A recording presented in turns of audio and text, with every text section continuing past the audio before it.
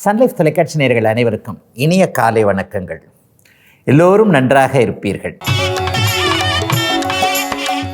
இன்று 31/12/2025 புதன்கிழமை, மார்கழி மாதம் 16ஆம் நாள், துவாதசி திதி இன்று நள்ளிரவு 1:48 வரை, கிருத்திகை நட்சத்திரம் இன்று நள்ளிரவு 1:30 வரை.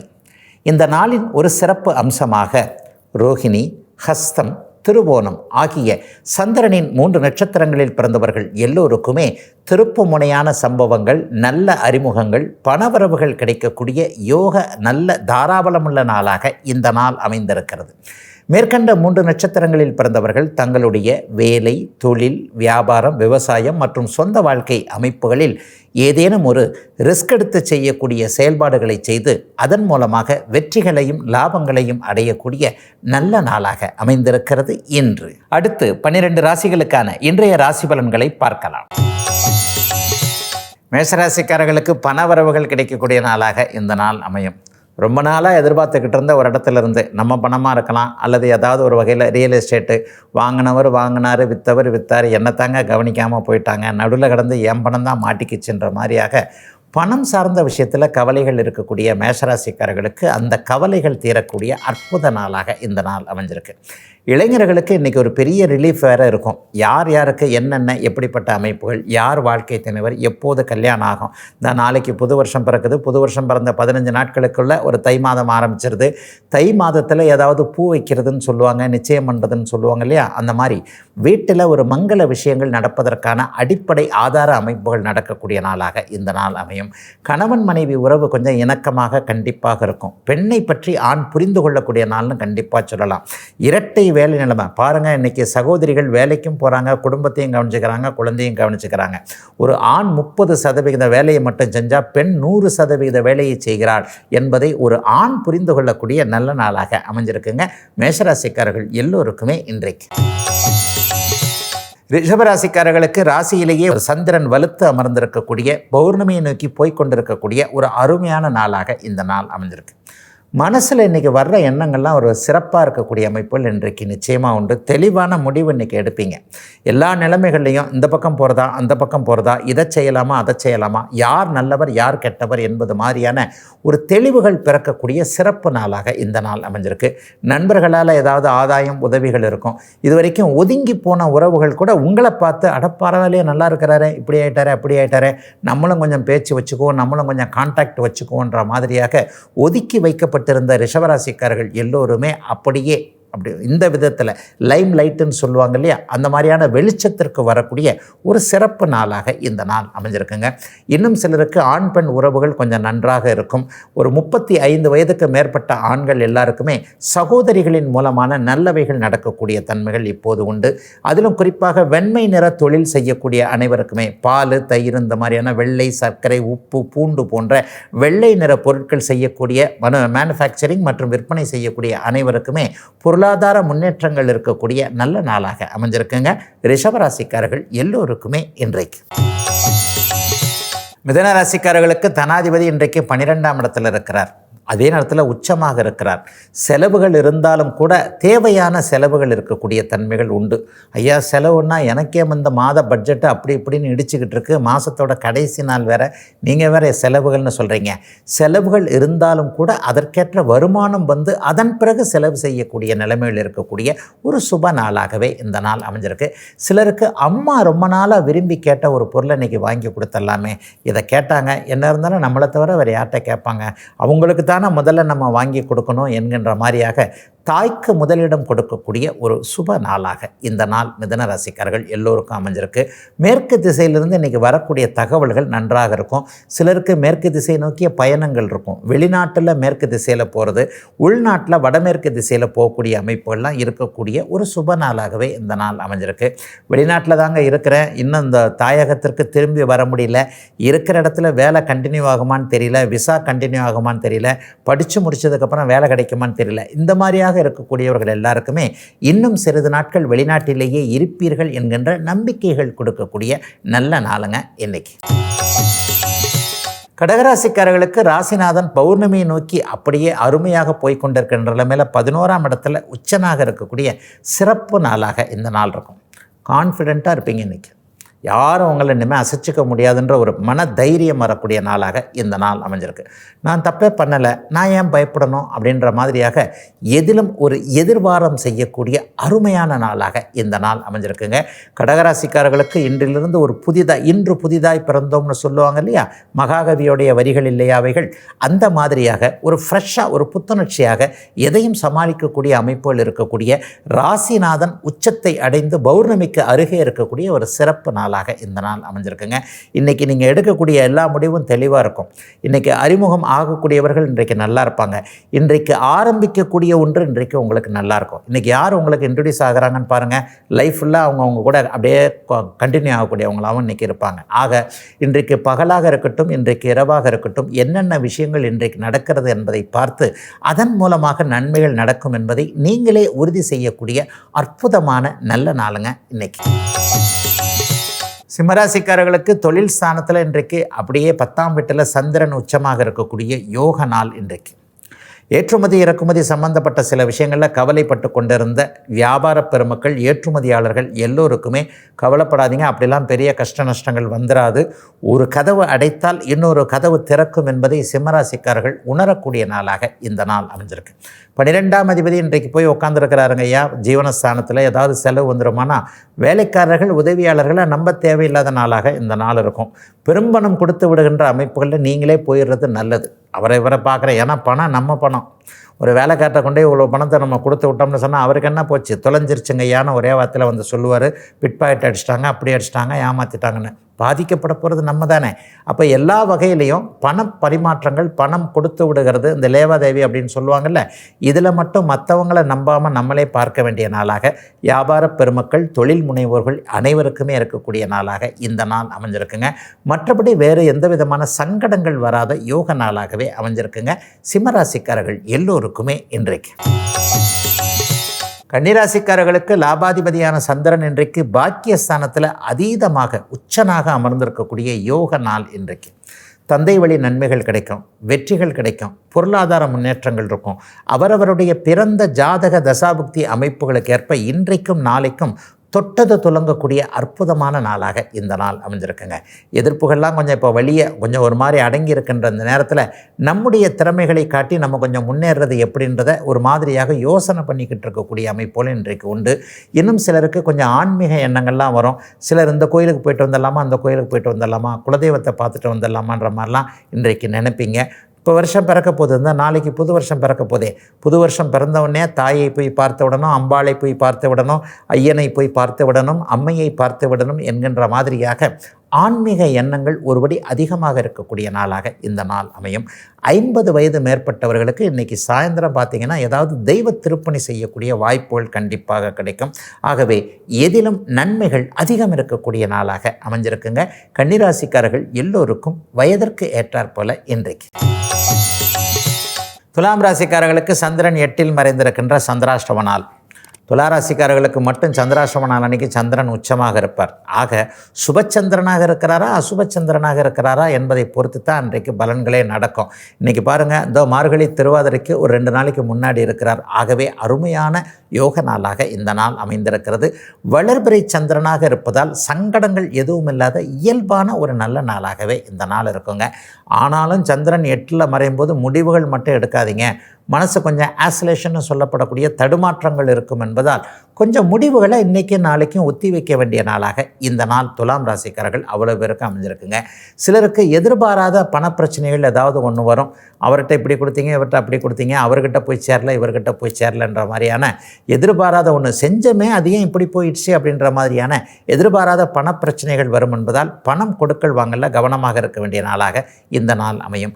சோஷியல் மீடியாவில் வரக்கூடிய எல்லா தகவலையும் நம்புகிறவங்க இன்றைக்கி கொஞ்சம் கவனமாக இருங்க. வாட்ஸ்அப்பில் வரக்கூடிய அந்த ஓடிபியை சொல்லுங்கள், இந்த லிங்க்கை அனுத்துங்க, இந்த லிங்க்கில் அழுத்துனீங்கன்னா 10,000 ரூபா கொடுக்குறோம், 5,000 ரூபா கொடுக்குறோம் அப்படின்ற போது இந்த மாதிரியான ஃபேக்ட் சம்மந்தப்பட்ட, அதாவது போலியான செய்திகளை நம்ப தேவையில்லாத நாளாக அமைந்திருக்குதுங்க. சந்திராஷ்டம நாளான இன்றைக்கு துலாம் ராசிக்காரர்கள் எல்லோருக்கும். விருச்சிகராசிக்காரர்களுக்கு பாக்கியாதிபதி உச்சனாகி வலிமையான நிலைமையில் ராசியை பார்க்கக்கூடிய ஒரு செழிப்பான நாளாக இந்த நாள் அமையும். பொருளாதார முன்னேற்றம் பெரிய அளவில் இருக்கும். கூட்டு முயற்சிகள் பலிக்கும்.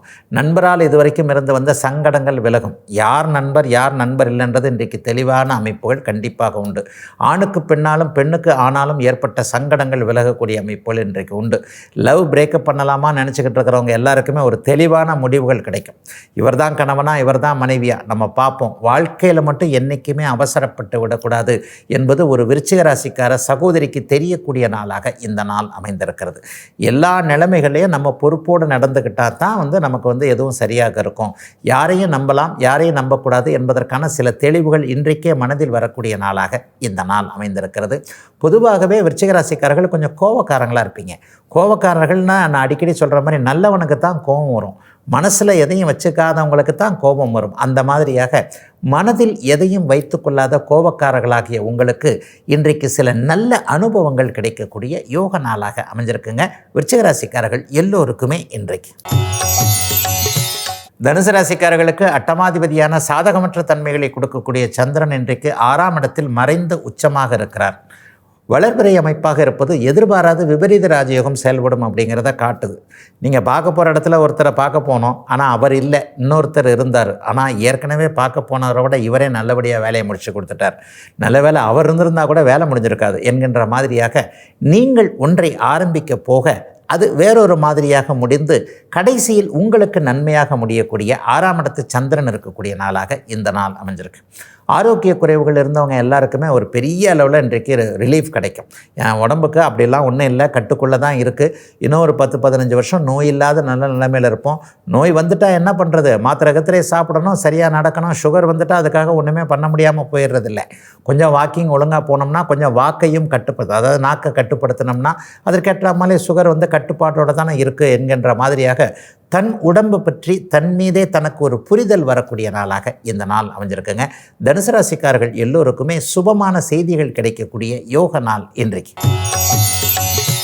மகர ராசிக்காரர்களுக்கு 7ஆம் அதிபதியான சந்திரன் இன்றைக்கு 5ஆம் இடத்தில் உச்சனாகி மனைவி வழி சொந்தங்களிடமிருந்து நன்மைகள் நடக்கக்கூடிய யோக நாளாக இந்த நாள் அமையும்.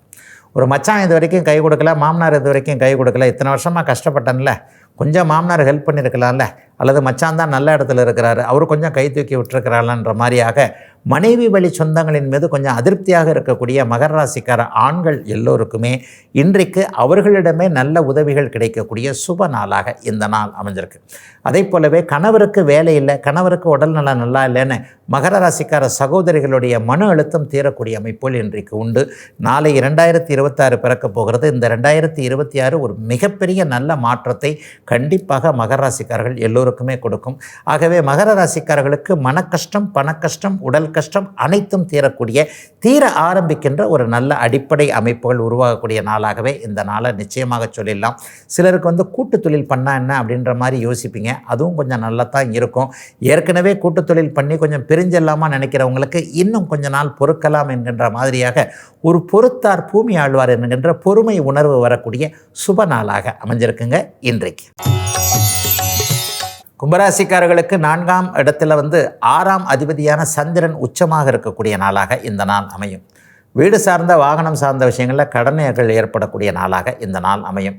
ஹவுசிங் லோனை பற்றி கொஞ்சம் கவலைப்படுவீங்க. இத்தனை வருஷம் கட்டணுமா? உழைச்சி டியூ தான் கட்டிக்கிட்டு இருக்கோம், வட்டிக்கே காசு போய்கிட்டே இருக்கே, ஒரு பொண்டாட்டி பிள்ளைங்களை கவனிக்க முடியலையே, புருஷனுக்கு ஒரு பொருள் வாங்கி கொடுக்க முடியலையேன்ட்டு நம்முடைய உழைப்பு இன்னொரு இடத்திற்கு பயனாகிறது என்கின்ற மாதிரியான சில வருத்தங்கள் இருக்கக்கூடிய நாளாக இந்த நாள் அமையும். சிலருக்கு ஹவுசிங் லோன் அப்ரூவல் ஆகக்கூடிய அமைப்புகள் உண்டு. அடுத்த வருஷம் கடன் வாங்கலாம், இந்த வருஷம் இருக்கக்கூடிய பொருளாதார நிலைமையை விட வரப்போகின்ற வருஷம் கொஞ்சம் நல்லா தான் இருக்கும், நம்பி ஒரு வீடு வாங்கலாம், இத்தனாயிரம் ரூபா நம்மளால் கட்ட முடியும் என்கின்ற மாதிரியாக தன் மீது தானே நம்பிக்கை வரக்கூடிய நாளாக இந்த நாள் அமையும். சிலருக்கு வாகன யோகம் உண்டு. இளைய பருவத்தினருக்கு சொல்கிறேன், அம்மா இதை வாங்கக்கூடாது அதை வாங்கக்கூடாது, அப்பா வாங்கி கொடுக்கறதுக்கு பயப்படுறார். நீங்கள் தான் சாதாரண வேகத்தில் போகிறது இல்லையே, அப்படி வண்டியை எடுத்தாலே அப்படின்றதுக்குள்ளே அங்கே போயிடுறீங்க இல்லையா? உங்களுடைய வேகம் எங்களைத்தானே பயமுறுத்துகிறது. ஆக இந்த வண்டி வேண்டாம், அந்த வண்டி வேண்டாம், இதுதான் வாங்கணும் ரெஸ்ட்ரிக்ஷன் பண்ணிக்கிட்டு இருந்த பெற்றோர்களிட்ட சம்மதம் கிடைக்காத ஒரு அமைப்பு இன்றைக்கு சம்மதம் கிடைக்கக்கூடிய வாகன யோகம் இருக்கக்கூடிய இளைய பருவத்தினருக்கு நல்ல நாளாக அமைந்திருக்கிறது. கும்பராசிக்காரர்கள் எல்லோருக்குமே இன்றைக்கு. மீனராசிக்காரர்களுக்கு முயற்சிகள் பலிக்கக்கூடிய யோக நாள் இன்றைக்கு. 5ஆம் அதிபதி இன்றைக்கு 3ஆம் இடத்தில் இருக்கிறார். அதீத நிலையில் வளர்பிறை அமைப்பாக உச்சமாக இருப்பது தூரத்தில் இருக்கக்கூடிய குழந்தைகளிடமிருந்து நல்ல தகவல்கள் வரக்கூடிய தன்மை.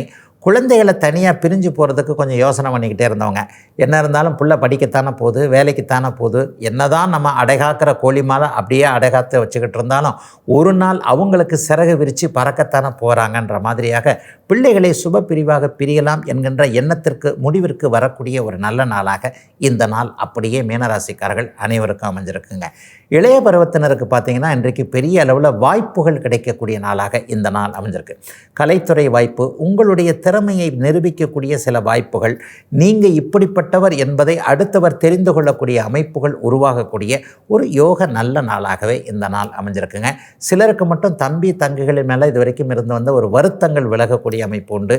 தங்கையுடைய வாழ்க்கையை பற்றி கவலைப்பட்டு கொண்டிருந்த பொறுப்புள்ள அண்ணனாக அக்காளாக இருக்கக்கூடியவர்களுக்கு இன்றைக்கோ நாளைக்கோ அவரை பற்றிய ஒரு சந்தோஷமான நிம்மதியான செய்திகள் கிடைக்கக்கூடிய சுபமான நல்ல நாளுங்க மீனராசிக்காரர்கள் எல்லோருக்குமே இன்றைக்கு. இதுவரை 12 ராசிகளுக்கான இன்றைய ராசி பலன்களை பார்த்தோம். அடுத்து ஜோதிட சந்தேகத்திற்கான விளக்கத்தை பார்க்கலாம். இன்றைக்கு நம்முடைய சன்லைஃப் தொலைக்காட்சி நேயர் கேட்கக்கூடியது என்ன அப்படின்னு சொன்னால், ஐயா அந்த ஜோதிட பழமொழிக்கும் நிஜ வாழ்க்கைக்கும் அதனால் சம்பந்தம் இருக்கான்னு கேட்டிருக்கிறார். இதை பற்றி நான் நிறைய இடங்களில் பேசியிருக்கிறேன். நம்முடைய சன்லைஃப் தொலைக்காட்சியிலே நிறைய இதை பற்றி சொல்லியிருக்கிறேன். உண்மையிலேயே தமிழ் செம்மொழி தமிழ்னு சொல்லலாம். உலகத்திலேயே முதலான மொழி நம்முடைய மொழி தான். இன்றைக்கும் உயிர்ப்போடு இருக்கக்கூடிய மொழி இதுதான்.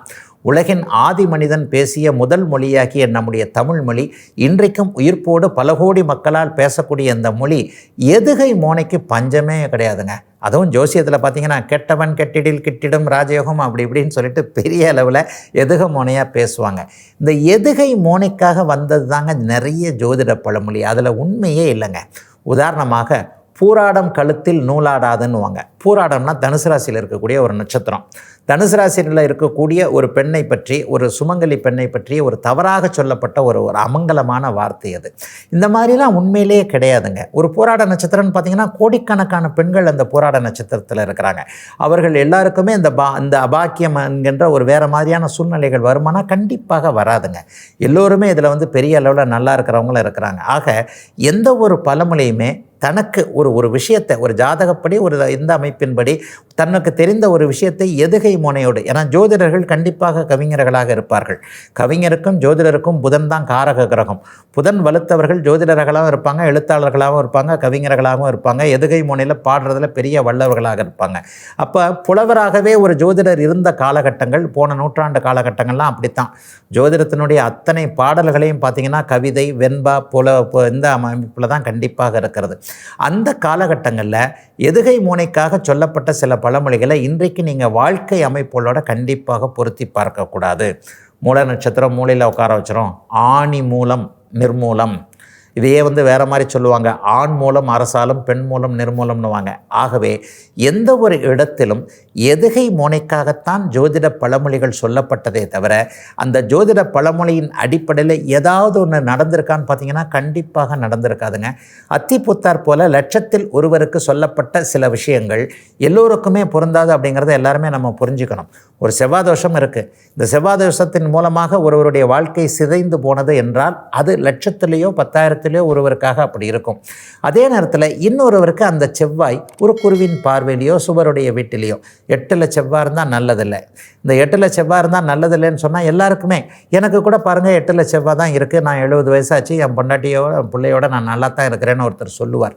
அதெல்லாம் நிறைய விதிவிலக்குகள். அதாவது லட்சத்தில் ஒருவரை, கோடியில் ஒருவரை, 10,000 ஒருவரை பாதிக்கக்கூடிய சில விஷயங்கள் இங்கே பழமொழியாக சொல்லப்பட்டு அது எல்லாருக்கும் பொதுவாக பொருந்துகிற மாதிரி, மூல நட்சத்திரக்கார பெண்ணை கல்யாணம் பண்ணாத, மாமனாருக்காகாது, மாமியாருக்காகாது, மாமியாரை தூக்கி மூளையில் வைத்துவிடும் என்பது மாதிரியாக எதுகை மோனையில் சொல்லப்பட்ட எந்த ஒரு பழமொழியும் இங்கே நிஜ வாழ்க்கையில் ஒத்து வராது அப்படிங்கிறதாங்க உண்மை. இதில் உள்ள ஆழமான உண்மைகளை ஜோதிடம் அவ்வளோ பெரிய ஒரு பொதுவான விஷயத்தில் அடைக்கக்கூடிய ஒரு சின்ன ஜாடிக்குள்ளே அடைச்சிட்ற மாதிரியான விஷயங்கள் இல்லைங்க. இது ஒரு மகா சமுத்திரம். இந்த சமுத்திரத்தை பூமி என்கின்ற ஜாடிக்குள்ளே தான் அடைக்க முடியுமே தவிர மனிதனால் ஏற்படுத்தப்பட்ட சில விதிகளுக்குள்ளே அடைக்கவே முடியாது. ஆகவே பழமொழிகள் என்பது வெறும் எதுகை மோனைக்காக சொல்லப்பட்டவை தானே தவிர உண்மையில் அந்த பழமொழிக்குள்ள ஏதாவது ஒரு ஜோதிட கருத்து இருக்குமாயின் அந்த கருத்தை ஆழ்ந்து உள்ளே நுழைந்து என்ன விஷயம் அப்படிங்கிறத பார்க்கத்தான் கண்டிப்பாக அவசியம் என்பதுதான் இன்றைய விளக்கங்க. இதுவரை 12 ராசிகளுக்கான இன்றைய ராசி பலன்களையும் ஜோதிட சந்தேகத்திற்கான விளக்கத்தையும் பார்த்தோம். மீண்டும் நாளை காலை இதே ராசிபலன் பகுதியில் உங்களை சந்திக்கும் வரை உங்களிடமிருந்து விடைபெற்றுக் கொள்வது உங்கள் ஜோதிடர் ஆதித்ய குருஜி.